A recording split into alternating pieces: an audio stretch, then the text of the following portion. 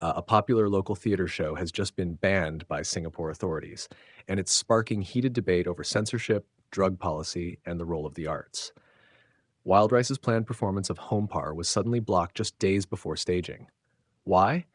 Because officials say it glamorized drug use and made the Central Narcotics Bureau, or CNB, look bad. But Wild Rice insists the show is about healing, not promoting drugs. So who's right? The drama began when Wild Rice, one of Singapore's most well-known theater companies, submitted a script titled Homepar to the Infocom Media Development Authority, or IMDA, back in April this year. That version got the green light under an R18 rating. Everything was set to go, but on the 5th of June, Wild Rice sent in a revised version of the script. This time, things didn't go as planned. According to IMDA and the Ministry of Home Affairs, the updated script was a big change from the original. They said it portrayed drug use in a way that made it look attractive and even had an undercover CNB officer protecting drug users instead of catching them. This, they argued, could damage public trust in Singapore's strict anti-drug laws and the agencies that enforce them. Authorities told Wild Rice they could still perform the original version, but Wild Rice said no. They stood by the new version and refused to change it back. That decision led IMDA to officially block the performance. So what is Homepar actually about? According to a show summary, it follows a main character throwing a house party, a homepar, after a rough breakup.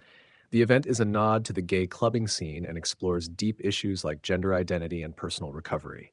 The script is written by local playwright Mitchell Fang and was part of Wild Rice's Rice Cooker program, which showcases early-stage developmental works. Wild Rice quickly responded to the ban with a public statement. They said Homepar doesn't promote drug use at all. Instead, it's meant to shine light on why some people turn to drugs in the first place, often because of trauma, discrimination, or being left out of society. They said the story ends with a drug-free celebration of community, not a message to use drugs. They also pointed out that this wasn't even a full stage production.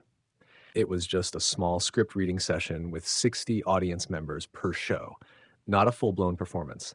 To them, this was a work in progress that was suddenly thrust into the spotlight and judged too harshly. Still, IMDA held its ground. They said any performance that might damage public trust or challenge national interest can't be allowed. And in Singapore, where drug laws are famously strict, that includes anything that seems to downplay the seriousness of drug abuse or undermine agencies like CNB. So this situation raises some important questions.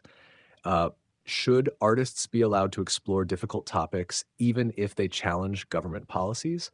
Or should there be firm limits when it comes to things like drugs and law enforcement?